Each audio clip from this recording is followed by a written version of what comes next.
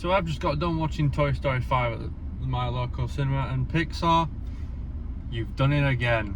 Somehow, we're now on Toy Story 5 and you still continue to impress me with what you managed to do. So Buzz, Woody and the gang are back, and this time they're up against technology in the form of iPad kids ruining their playtime.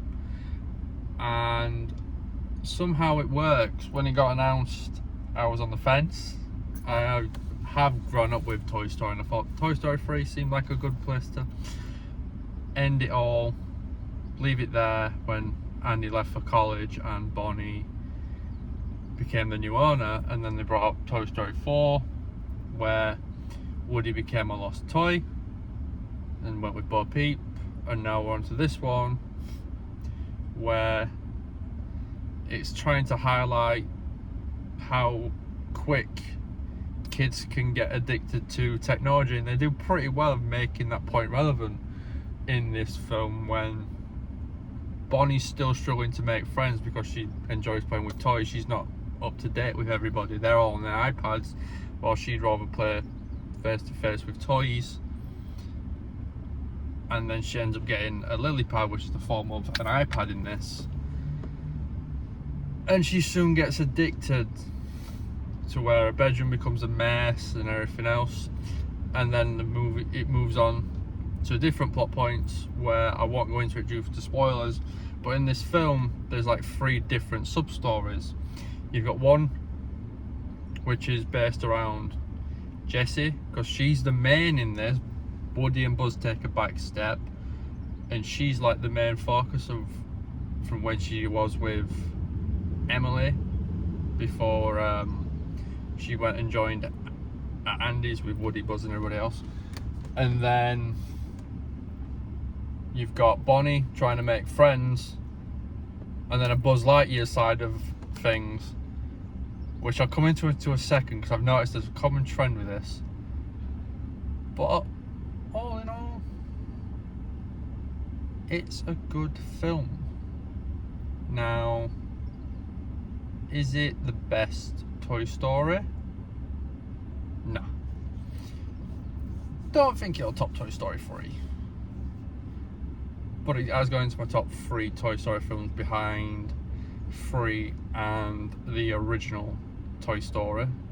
The story's good, plot's good, it makes sense. The characters, we are introduced to some new ones. You've got Atlas, which is a battery GPS, Snappy, which is a battery powered camera, and Smarty Pants, which is a toilet training device, also on batteries. And I will say now, there is a lot of poop jokes in this. Poopy jokes are a big thing for little, obviously this is a kids film. They are a big thing, and there is a lot of them, so prepare yourself for a lot of poop jokes. But my main issue I have with this is the Buzz Lightyear subplot, because for some reason in every Toy Story film Pixar decides to do something with Buzz. So in the first one you had him as Space Ranger Mrs. Nesbit. Second one you had him being a toy. Third one you had Buzz in his Spanish mode. Fourth one you had him with his inner voice. Toy Story 5, you don't have one Buzz, you have about 50, because they just end up being an updated version of him. And I'll tell you now, if Disney bring out what they did with the new Buzzers, that will sell like hotcakes at Christmas. That will be the biggest selling toy at Christmas, and I will probably buy one. But going back to this, the biggest take that I've got to take away from this is I think it'll have a bigger effect on parents than it does kids, and how they bring up kids when it comes to technology as well, like the amount of time they get on iPads and phones and social media and stuff like that. Because it also goes into online bullying and how it can affect people, and they put the point across very well, where something happens and Bonnie gets picked on, because of what happens. Again, I won't tell you because of spoilers, but it makes it the focal point of online bullying is not a good thing, which it's not. I just need a drink because it's quite warm in the UK today. But again, it brings across the point very well. There is also a couple bold jokes for Woody because he is old and somehow fat. But again, Woody's hardly in it. Most of the classic characters are hardly in it. The only one that really is in this one, besides Woody, Buzz, Jessie, surprisingly, is Bullseye. Because obviously, Bullseye and Jessie, they've been together since Toy Story 2. And Bullseye in this film is next to Jessie pretty much 9 times out of 10 in this, which is brilliant. I've wanted Bullseye to be like at the front of a Toy Story film for a while. I think he's great, even though he doesn't talk. But overall, I did enjoy it.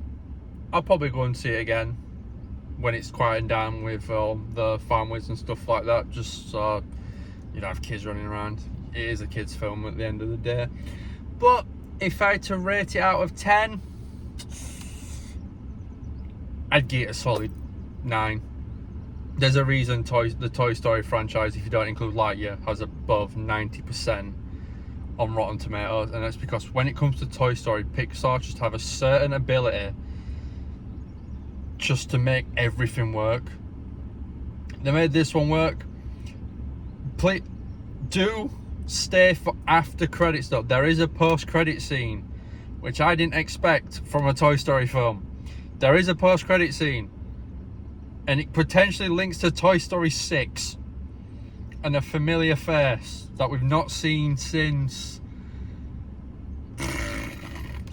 Toy Story, I don't even know, 3 maybe? No, it's not Lotso, so don't worry about that.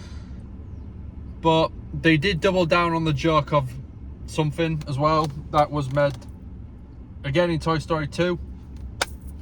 There's a lot of callbacks as well to this, to the other Toy Stories. You got Woody and some of his stuff linking to Jessie and how she's feeling at this stage. But I'd highly recommend you go out and watch it.